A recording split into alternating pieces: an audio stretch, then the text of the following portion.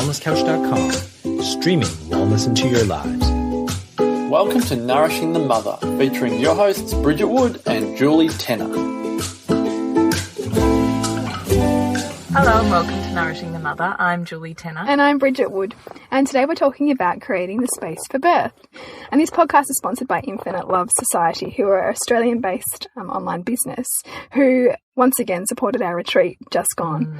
And it's just such a gorgeous business because Melina, who runs it, creates all these beautiful carved wooden bowls. Intuitive inspired product, and very specifically selects her crystal range. Yes, and the crystal range was really what we integrated into our retreat so beautifully. It was really the anchoring of our intention for the weekend. And we thought that that was a beautiful synergy for this particular podcast because that's what we want to talk about today, is around anchoring your intention for the birth that you want for your child. And for, and for yourself, because birthing your child is also birthing yourself as a mother, whether that's your first child, your second child, third child. It is still a birthing process for you too. Yes.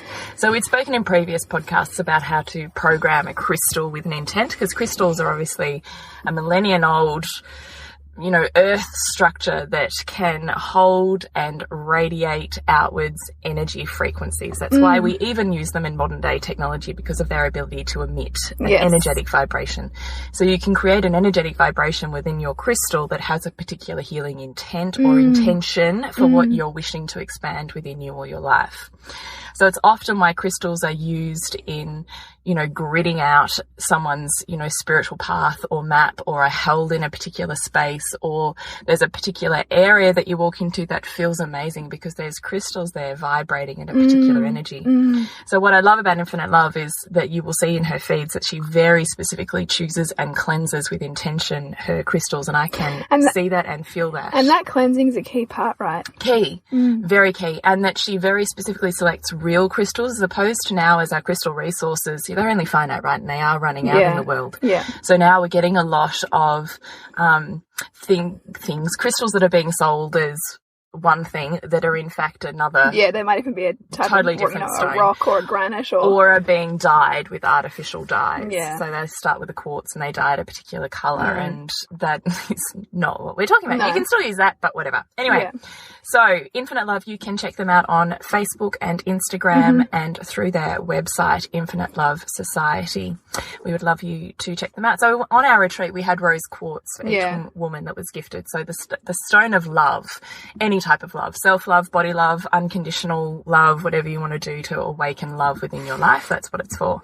We spent an intention to program, first to clean, but then to program the stone, and those women then wore them for that day. So in their pocket, in their bra, for our retreat, so that there was a vibration that was helping them get vulnerable and awaken what they were here to do.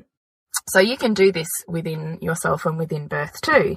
So this podcast has come about because we had a listener who emailed in this question and said, I would really love for you to talk about how do you create the space for birth. And I thought, fabulous, let's do that. How do you create the space internally within yourself for birth? And how do you create the space externally around you for birth? So they're two very separate questions. I'm hoping we'll tackle them both.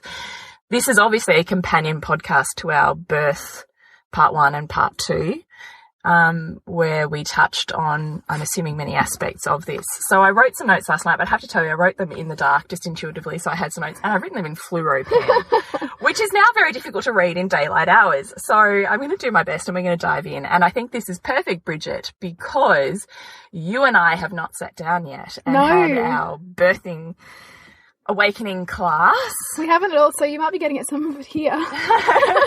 Which is perfect, yeah, right? Yeah.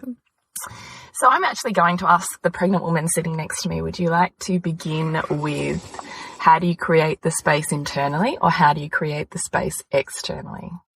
I'll start with internally, because I think externally really wasn't something that I gave much thought to with my first birth, but internally was.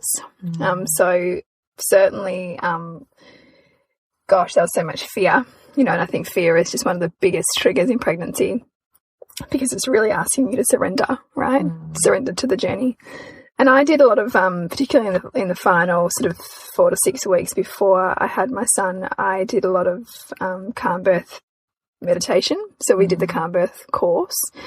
And that was really empowering for both my husband and I, because it gave both of us the grounding in the physiology of birth, but also the, you know, an introduction to the spiritual component of birth and the need to go inward. And particularly because it was, as much as I was empowering my choices, it was still from a very mainstream place where, you know, you have your baby shower and you have your external, comments on how you might look, or, you know, that very kind of surface level discussion around birth, when in fact that emotional stuff is just ever present for a woman, I think, preparing for birth, and it's often not what's given the space it needs. So I gave myself some of that, but I just really feel like that there's just so much more room for growth in that area, and using your pregnancy and your birth as an opportunity for peeling back the layers to yourself.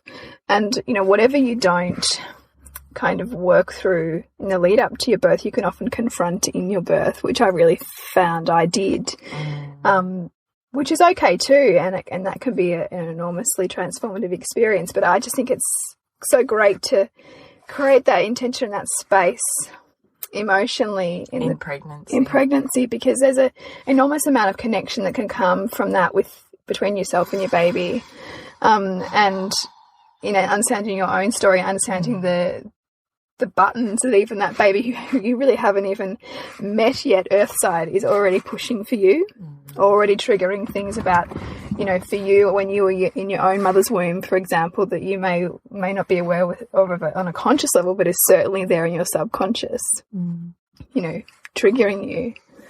And so I guess that's sort of where I sit with it, and I am looking forward to, with this pregnancy and birth, continuing to unfold that story for myself, which is already happening.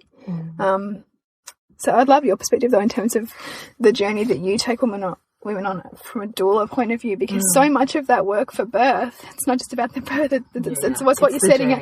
It's what you're setting up. Yeah, it is. And no, it really is.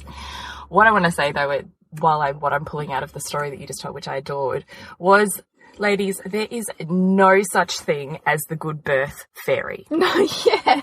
And hope's not a strategy. There is not this birth fairy that walks around bonking you on the head going, oh, good birth for you. Oh, shit birth for you. Yeah. That does not exist. Yeah. So can you please stop looking at women with "you just got lucky"?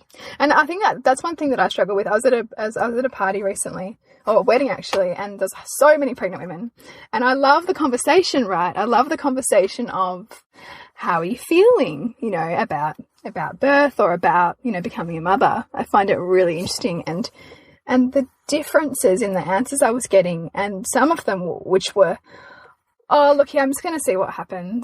Yeah, like, wait and see, woman. Haven't read anything, and I'm kind of just not ready to, but I'm 36 weeks.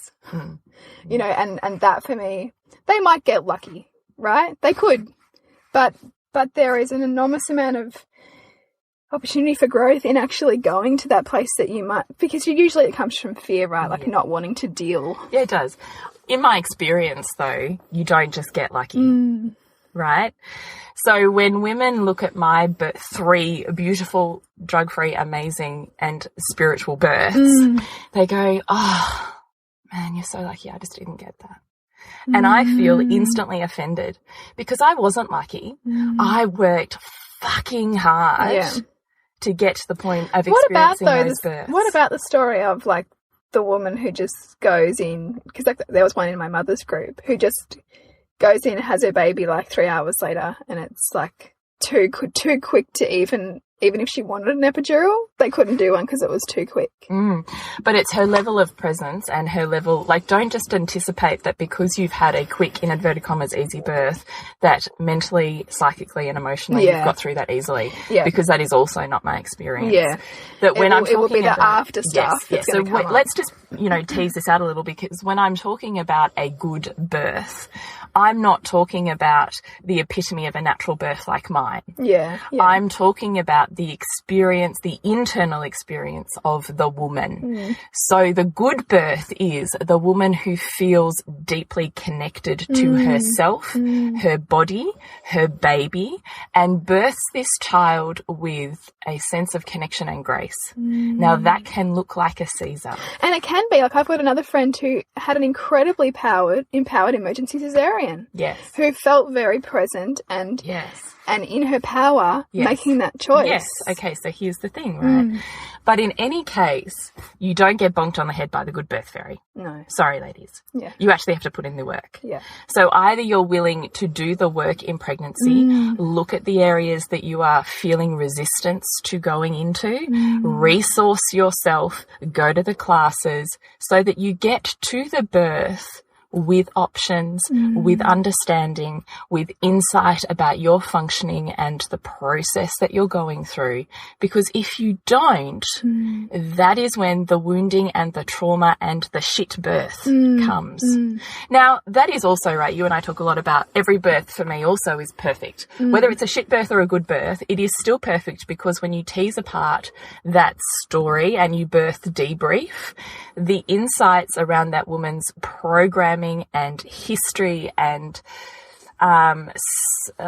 psychosomatic awareness is golden, right? When you can really hit those points of vulnerability and see the patterning and the lessons. That to me, that is like the critical gift of a doula or a private midwife. Yes, it is.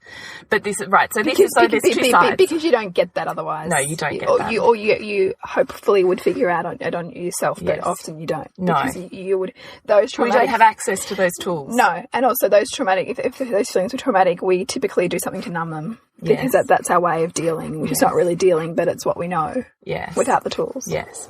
So when you and I were talking earlier, you said, I really want to talk about blessing ways. And I was like, well, we've kind of done that in birth part 2. But you came at it from the point of a blessing. What was the word you said to me? A blessing way allows you the opportunity to face the things that you have up until that point not had a voice to speak, because if you don't deal with them now, they are coming up in your birth. Yeah, totally. You're never going to bypass them. No. So all the fears, the, avoidance of vulnerability, the I don't want to go there, the my emotional state is not safe stuff is coming up in your birth. Yeah. Unless you deal with it now. Yeah. And create and get intent. Particularly if you've already got that slight hint of awareness that it's there, but you're shoveling it down.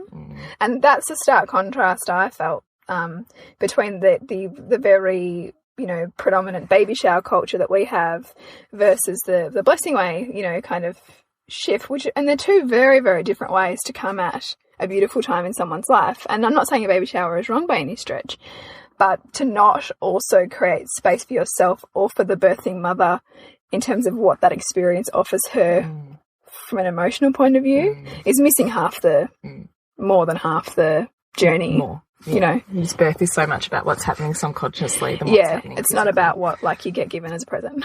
No, it's not. So let's start with this. So I've written down my first note on internal birth space is know your birth story. So as in your birth, and start to unpack it. So you mean in terms of how you were how you were born. Yeah. So know your birth story. Because unconsciously, if we do no work on ourselves and resourcing ourselves for birth, we unconsciously, 80% of the time, this is a statistic, 80% of the time women unconsciously birth themselves. So you have repeat patterns. It's a wounding, right? So you're going back through it to try and open up an opportunity for healing. And this is exactly what happened with my son's birth, with Hugo's birth. Like my mum wanted to leave the hospital when she was pregnant with me. She couldn't handle it. She was in such an enormous amount of fear. She had an episiotomy. She had forceps delivery for me. With my son, I was pushing and I was really empowered in my birth, but I was also in a massive amount of fear, right? Similar thing playing out, the fear. And I had an episiotomy. It wasn't any other assistance, but it was still that same, thing being triggered. Yes. And I have no doubt. Looking for healing. Yeah, looking for healing. And that's a beautiful thing. Yes. But it doesn't actually need to happen in that moment. No, that's exactly right. We can access it earlier. That's exactly right. So I would really love you, if you have never heard your birth story, to sit down with your mother in the discomfort that may bring up for you and actually hear your story of birth. And within that, then, recognize what the beliefs are that you have held as a young child, as an adolescent, as a woman, and as a woman on the verge of birth. What are the beliefs that you have taken on from that story from your mother? So what your mother has told you about birth, about vaginas, about women's bodies. What are the beliefs you have about birth from your mother? What are the beliefs you have about birth from your wider community? So your tribe that you grew up with or that you currently surround yourself with. And what is the message or the beliefs you've taken on from your culture about birth? And I really want you to write those things down. And this is massive, because if all you know is highly interventionist births and traumatic births, then that's the way that your experience will become framed for you. Yes, because you're creating beliefs and emotional triggers attached to birth is scarring, birth is, so painful you want to avoid it, you can't handle it, birth is hideous, birth is disgusting. Whatever it is, those beliefs, they're not based in reality, but they're based on a belief system and a holding and probably an emotional wounding that potentially you carry back for generations within your womb space, right? Because that's our imprinting of our mother lineage. Yeah. And you really want to have the opportunity to intellectualize what's going on there and start to break that apart and see how that is relevant or not relevant to yourself. So reframing what those beliefs are. And that, from just to touch on that point that you made around the lineage, that's not simply like a spiritual concept. That's a physiological truth. Like, we know now that when you were born in some way, when your grandmother birthed your mother, because we are born as women with all of the eggs that we'll ever have. So the egg that you were created out of was already within your mother when your grandmother gave birth to her. So yes, you're birthing your grandchild when you're birthing your child. And we know that eggs are impacted by epigenetics and emotional factors and a whole host of environmental and psychological stuff that's going on. So even your grandmother's birth experience will be imprinted on you. Yes. So that's what I mean when I want to convey the depth of that. Yeah. It's not some arbitrary, random thing. No, it's truth, right? It's big. And I think that in the mainstream it's only just becoming considered and conscious and given weight to. But those things take a long time to become part of regular practice. They do. My next question I've got written down, what are the beliefs that you have about birth? So when you've looked at the wider beliefs that you've grown up in, what are the beliefs that you are holding and carrying about birth? What beliefs do you have about your body and your ability to birth? That's a massive one. So you really want to start writing these beliefs down and not trying to think about them and word them in a way that makes them sound less, biased or less, I don't know what the word is, unbalanced. You just want to write them the way that you feel them. In all of the victim feeling or all of the, anger feeling or fear feeling, you just want to write them as you feel them. Don't censor it, because the rawness of it is what provides the opportunity to do the work. Heal, so you've got to get to you've got to write the sentence of rawness so that you can actually have an emotional connection to it, because you can't heal what you can't feel. Yes. Which is, I love, one of your greatest sayings. Yeah. So you've got to actually be able to look at it enough to be able to reframe it. So that's then starting to see how, is it based in reality? Is it not? What are the benefits of you having carried that belief up till now? How has it served you and those around you?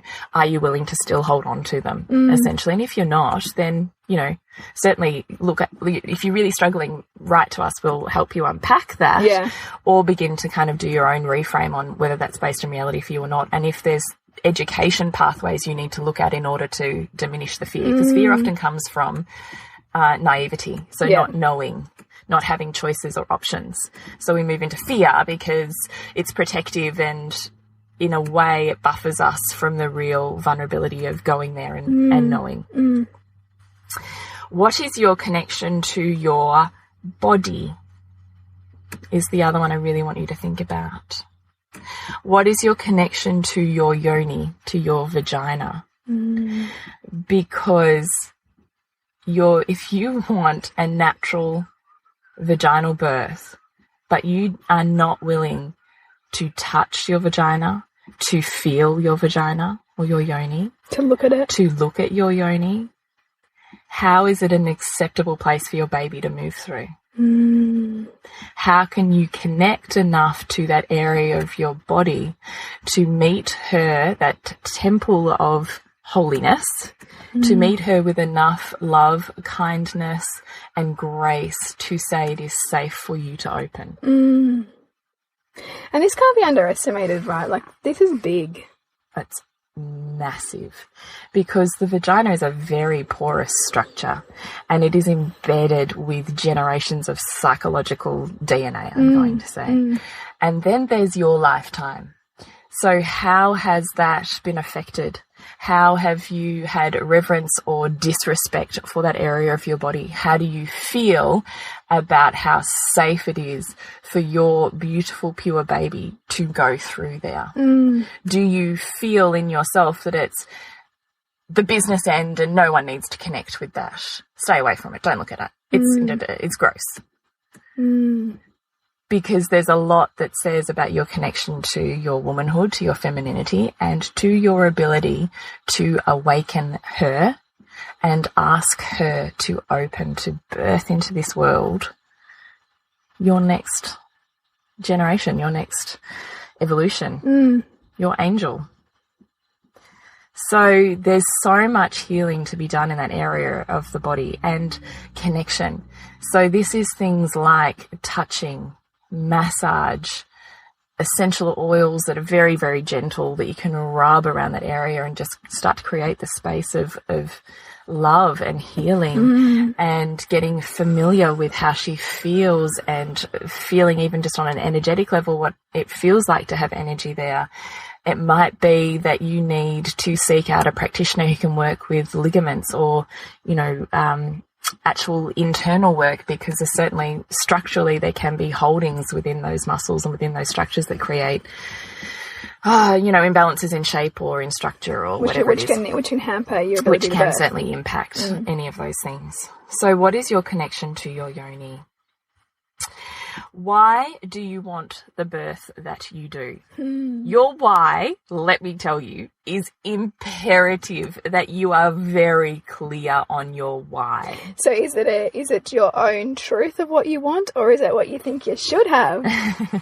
Right? So this is the thing. Because in birth, particularly if you're looking for a natural version of that, you are going into your subconscious. Oh my God. You are entering the space of the unknown, and you will several times meet yourself in a place you don't want to be. God, yes. Your crisis of confidence comes several times in the birthing process. And this is typically comes up at the stage that they call transition. So typically would have, however, in modern day, now it's coming up much earlier and several times. So typically for a first-time mother, I would see her go through a crisis of confidence in, let's say, a normal 13-ish hour labour, probably 4 times. So you have to be aware that you're going to hit these roadblocks, these bumps in your subconscious, which is a space for healing and a part of your inner child that's wanting healing. So women also in a birth process, if it's completely natural, you also see them in each of those crises almost embody a different age. They almost start rebirthing themselves, right? So you'll see them so amazing. You see them at 3 and they're having an absolute tanty and stomping their foot and they don't want to And then you see them at 8 shutting you out and slamming the door and going, just leave me alone. And then you see them at 14 telling everyone just to fuck off. Yeah. Like they I remember that one clearly. So they go through these woundings of their inner child in the subconscious birthing space. So the way you approach this, right, is the important thing. So have you resourced yourself, your support network and your place of birth to know that you are going to meet yourself in these places and that you don't need someone to save you from them? That's a big one.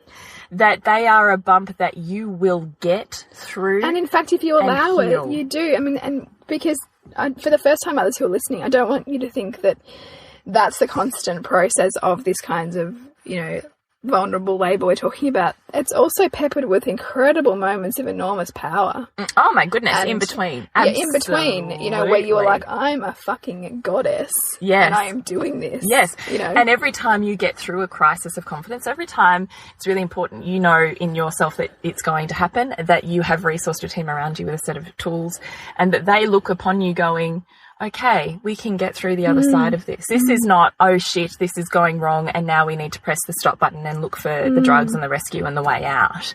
This is, let's work this woman and guide her through her woundings. And that's when you know you're being, that you're, you know, if you've made that clear what you want to your birth team, that's when you know that what you want's being respected, when they don't go and try and save you from yourself. And get triggered in their own stuff in the process. Yeah. So your why is important, because birth will take you to the place that is fucking hard and you don't want to be there on some level. So you have to be really in touch with your why and really know your why to come back to it enough to hit that sweet spot within you that goes, yes. Because if you don't know your why, you're getting the fuck out of there and you will find the weak link to take you out of there. Yeah, totally. And that's why we have such high intervention rates. It's not simply because they're needed, it's because they're there. Yes. And we want them. Yes. And because no one's resourced in the skills of women and birth and their stories. So you want that, you resource yourself. You put in place the steps to create the environment for you to expand and express as a woman. This is what I mean by there's no good birth fairy. You create the intention that you walk into that birth with. And I'm not saying it's hard. It's easy. It's hard. Yeah. It's really hard. But that's why I feel dishonored when someone says you're lucky. Because I wasn't lucky. I worked really hard. You know, you chose, and it's like anything that's really, really worth it is going to be hard. Yes. And, you know, it's about making a choice. Is this important enough to you? Yes.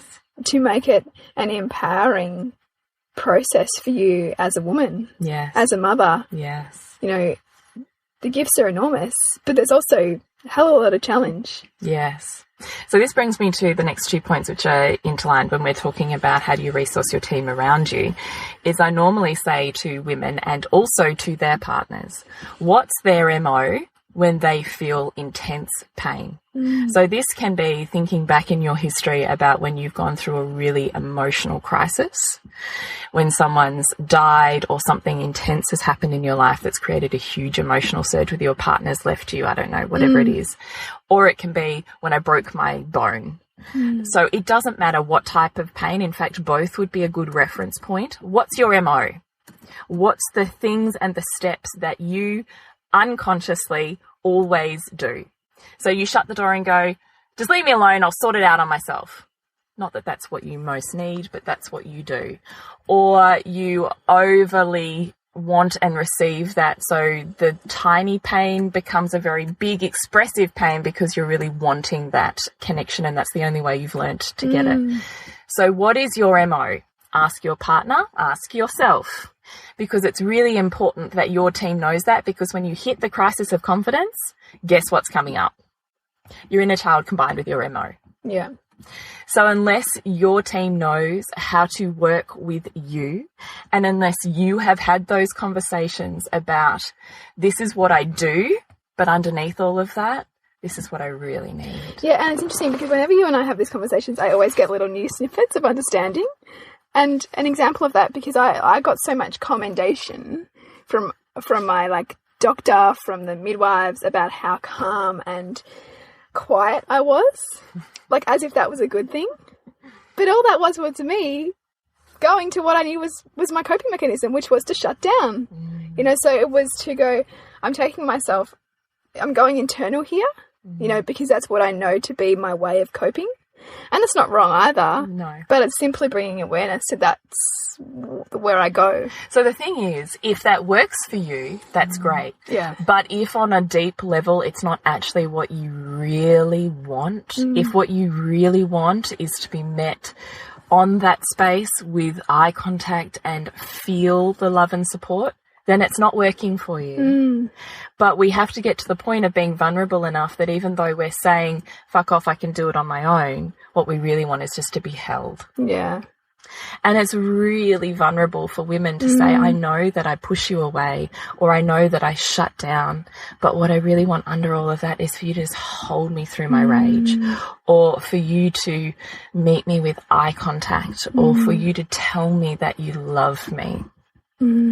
So what underneath your MO is what you really need. And this is part of your list of 20 things. So every woman that I've walked into birth to, I have asked them to workshop with their partner their list of 20 things. Now, this works really well for men because they love a list. Yes. And it gives them an action plan. Yes. So in the space of the unknown, they still feel like they have some level of control. And I say to the man, particularly if, you know, it's in early labour and I'm not there, I say to them, right, stick your list of 20 things up on the wall. When something's not going the way you want it to go, start at number 1. And just keep going till you find the thing that works. And then when it stops working, start at number 1 again and keep going through till you find the thing that works. Yeah. Oh, that's so perfect for men, isn't it? Because, it's perfect. Because what can be so challenging for a man in birth and in early parenting is that sense of not having something to do. Yes. And not knowing what to do. And what to do. But this is the point of workshopping it in pregnancy, is getting really real and vulnerable about what is really going on and resourcing, 1, yourself, but 2, your team to support that process. It doesn't happen if you don't talk about it. Yeah. Now, on that list of 20 things is also physical things. So I always say to women, the main key, and partners mostly, to be honest, because women get a bit unconscious about what's going on and time has no meaning anymore. Yeah. The main thing for partners is change. Change the room, change the vibe, change the energy, change the music, change the food. Change is as good as a holiday. We all know that. Yeah. And for women in labour, they should not be in any one position, space or place for longer than 20 minutes. If they've been in one position for 20 minutes and they will not move out of it, guess what? On some level, they know when they move, it's going to kick into the next level of intensity and they don't want to go there. Yeah. But here's the kicker, right? You have to go there to move through labour or else you're here forever. Labour, but like, that's just, labour is such a story of life, isn't it? Yeah, it really is. Isn't it? Is it not life constricted down in this intense period of, 8 to 24 hours? Yes, it is. Because it is on so many levels. Because that's life, right? Is that life is always asking you to step beyond that threshold of what's comfortable, but you don't want to. Yes. And labour and birth puts the lens on that. Yeah, it really does. So I always say, I always smile when I see it playing out because they're like, no, I don't want to move off of this seat. No. And I always say, right. That's when it's time, that's the cue for your support circle to get really close. Yeah. So really close physically, really close emotionally, and hold that woman physically and say, I know you don't, but we're going to, and here's what we're going to do. And then you lift her, sometimes, with a bit of, let's go this way, and you move her. And as soon as you do it, she's fine. And isn't but that it's also, the getting through that's it. also dealing with the inner child too, isn't it? Isn't it? Because that's us with our children. Yes, it is. It's the boundary setting for what's the greatest good and for what's best for them. Yes. It's bringing that love and connection in and support in for the birthing woman. Yeah, it really is. It really is. So anyway, list of 20 things. I could go on, but that's where I'll go with that. How are we going for time? I feel like we're going to go over in this podcast, but are you cool to just keep going? Let's keep going. Okay. All right. What discussions have you had to resource your partner? So, like we've just said in these last few points, they're not going to work it out on their own. And this is massive. And this needs to start early. Let's start early, because you know what, one of the biggest issues I see with births that don't go to plan, in inverted commas, is that women put all of their eggs in the basket of their partner. They assume that the man that they love will know how to help them, when to help them, what to do, and when to say no to something. Yeah, and that he's equally on board with her choices as she is. Yes, which none of those things are reality. No. And unless you actually open up every single one of those conversations with your partner, he is going to subordinate to whatever authority is around at that time, because he knows nothing about your body as a woman. He knows nothing about the birth process, and he knows nothing about medically anything that's going on or how to walk you through that emotionally unless you resource him. So resource him, have these conversations. this is the only way he's going to actually really be able to help you. And I would also say this is when you hire an independent midwife or a doula, so that he is not your everything, because then his role can be literally in the love and support of you, not in trying at the same time the responsibility and the micromanaging. Yeah. In an area he knows nothing about, but you're expecting him to save you from. Yeah. That's a huge burden to put on a partner. Yeah, totally. What role do you see your partner playing? So this is important to think about. What role do you want your partner to play as part of this resource kit, right? Do you want him to be the person who's not really in your space, but who's getting the bags and filling up the water and getting the snacks, and maybe he's ducking out to the shops, maybe he's taking the kids to the park? Or is he intimately there for you? Because the role you want him to play changes, one, who you hire around you, and two, how you talk to him and them about what you want to happen. And it changes then your 20 things too, right? Get familiar with your body. So that's kind of back to our point of previously. So that is things like, one, on an intellectual level, understanding your pelvis and the process of birth, and really starting to understand how your body feels. So paying attention to your feelings and where you feel tension or not, and what those emotions are indicating to you in that part of the body or not, right? This is the work we've talked about in all of our other podcasts. Potentially you want to get good body workers on board with you. So body workers are, you know, intrinsically fantastic at clicking into what's happening in your body when you either, one, can't go there, or two, don't seem to consciously be able to tap into. So body workers like kinesiologists, Reikis, practitioners, homeopathy practitioners, osteopaths, chiropractors, all of these people will help you have the birth you want, because chiros and osteos are going to make sure that structurally you're aligned, so that birth canal is aligned, because theoretically your pelvis, your tailbone could be out of whack, and there is literally an obstruction there that's going to prevent you from birthing the way that you want. So why not get it checked out, tick that off of the list, so that you are doing the best you can to resource yourself for the best possible outcome. Same as homeopathics, they can work fabulously on emotional as well as physical levels, so if you're having any issues. And kinesiology and Reiki will work beautifully to align your energies and to really work through anything emotional that's coming up and that is stored in any of those areas of your body. Getting within is my next thing. So when I think about how do you create internal space within you as a woman for your birth, it's about how do you begin to really tune in, nourish your internal feminine space. So this is paying attention to your desires, acting on your pleasure, putting back into that cup of nourishment, listening to what you do and don't want. So listening to your no and following that, trusting it, or listening to you, oh yeah, and going with that. It's getting in touch with that instinctual woman, because you are going into an instinctual place. And to really honor that within you awakens that within your birth. So go there. We have other podcasts on that. Getting in connection with your breath.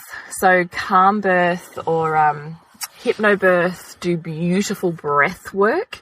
So I don't want you to focus on calm birth, or the issue I see with calm birth and hypnobirth is when women believe it will save them from the pain. Yeah. It won't. That's misguided. And what I've seen happen with women is all of a sudden they feel a level of pain and they feel like they've failed at that practice, and so then their whole birth has gone to shit because they had no other toolkit. Yeah. You might as well throw everything you've got at this birth to support yourself with the best possible chance. You might not use it all. It's like anything. But at least it's kind of, it's that whole idea of don't get polarized. This is the only way, and that this has to be the way you do it. Yes. But they have beautiful techniques, one, for learning about the physiology of birth, two, for the meditations that help you get into your body. And fantastic visualizations as part of those. Yes, exactly.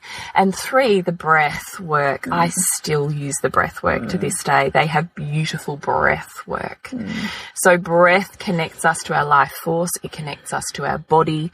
It connects us to our instinctual self. It releases fear and anxiety. Our breath is incredibly powerful, and we can move and vibrate energy through our bodies and indeed through our muscles and the birth process through our breath work. So work with the breath. Now, can you save yourself from the pain? Yes, you can in second, third and fourth time labours. But in first time labours, No way. Because this is your first foray into breaking open who you are as a woman, who you are as a rite of passage, where are you headed, and the first time your body has ever opened in this way. So you want to throw everything at it that you've got. I still struggle with the word pain though. Do you? Yeah. Tell me about that. Because I don't feel like it's a pain like other pain. It's not a pain of a broken arm. So this is also, let's just paraphrase this, because it's not pain out of damage or injury. It is pain out of expansion and stretching and opening. You know, I talk a lot about how everything's coupled, right? So with every pain there's a pleasure. You just haven't seen the pleasure in the pain. I feel like with birth you access much more closely the pleasure that's the other side of the pain. Yes, you do. More than other forms of pain that we experience. Yeah, so I just want to get a little bit clearer on this though, because I think that's also a misguided misconception that first-time mothers walk into. So I've met a lot of, you know, beautiful, gorgeous, hippie women who are very in touch with that, and that their bodies work for them and with them, and therefore they can just access breathe the baby out. Yeah. And I'm sorry, but for first-time birth, you've got to get more real than that about the level of pain. But it's pain like an elite athlete. Yeah. It's pain like you have pushed your body at the gym or at that run, or emotionally pushed yourself through something really difficult. That is the pain of birth. So it's not pain like I've broken my arm and I can't cope with it. It is pain that you are designed to work with and it's pain through. that goes in surges as well. It's not like a pain that is necessarily constant. No. It's always comes in a wave like an orgasm. So it has a peak and it has a dip and it ends. And, you know, at the very end of birth, that's maybe going for a minute to a minute and a half. But for the majority of birth, it's 30 seconds and under. Yeah. It's a very short period of time. And in between that, you get the beautiful transcendental surges of a loved up, blissed out, could be taking drugs kind of hormones. Yeah, totally. Which is amazing, right? It's like amazing. And I have even said to you, and I completely resonate with what you're saying, because that's my experience, right? Of that pain in inverted commas being so expansive that I can feel my soul kind of soaring. And that's it. And I guess when I find it kind of jarring when women will talk to me about, oh yeah, but I don't want to deal with the pain. Yes. But I'm like, but it's not like that. Because it's so pleasurable. Yeah, and it totally is, but I really want to sit with, don't also put all your eggs in the basket of that's going to be your experience. Prepare that's going to be difficult, and there'll be moments of pain, but it's not a whole, like, 20 hours of pain. Not. And 100% pleasure, right? So by the time I got to my third birth, I said to you, and on this podcast, it was so pleasurable. I could literally sit here and say to you, there was no pain. And I'm not just bullshitting you on that. No, I would believe that. Legitimately, I did not have an experience of any pain. It was total pleasure. And that's as a result. That's not simply the physical. So no good birth fairy, right? I worked fucking hard to get there. And you worked right hard through that pregnancy. I did. Yeah, exactly. And your birth space was imperatively. It was imperative. I put in place very, very particular choices that led to that experience. But it is not the experience of a first-time mother. That is an experience of a third-time mother. So I just want to set that bar of reality around, sure, hold within you that there is an opportunity for pleasure and expansion and soul growth and accessing realms and areas you never have of yourself before. Prayer and, you know, divine pleasure that I would imagine a yogi could not even access. But get real about the physiology and the subconscious of your human life that is playing out in this birth space and resource yourself for that. Yes. All right. Connection with your baby. So talking to your baby, feeling your baby, visualizing the birth that you want. See it in your mind. Feel those emotions in your body. Feel that baby slipping and sliding out through you. See your hands receiving that child. Actually visualize the birth that you want. Because if you can't even see it, how is it going to manifest? So visualize it. Hold your baby, talking to your baby, visualizing white light, golden light, actually creating those connections and that tune in is entirely going to serve you when you come to the connection place of birth. That's where I want to leave it for the internal resources. But if there's anything you want to discuss with us or open up, or something that you wanted a bit more information on, then please jump on our Facebook page and let us know, because it's a great area for both of us to really want women to go to. Yeah, and I don't know if we mentioned in the other birth podcast, but a great book or a great resource to have to understand the birth culture in our country that I guess is so at odds with what we're asking you to do through these questions is Rhea Dempsey's book, Birthing from Within. That's what it's called, isn't it? Yeah, it is. Because it's such a, you know, relevant look at what it takes to empower yourself, like what we're talking about here. Yeah. And that's not empowering yourself to have the best birth being a natural unassisted, birth. It's really around what you can do to prepare yourself for whatever kind of birth happens in an empowered way. Yes, exactly. And that's what we're at. We're not saying that one's better than the other. It's really just about what you can do to make the journey for yourself. That's exactly right. It's about the woman that is birthed and born in that process and how she comes out on the other side of that, because it does set a woman up beautifully for empowered, inspired motherhood or for postnatal depression. Yeah. So you've got to really consider what this rite of passage is.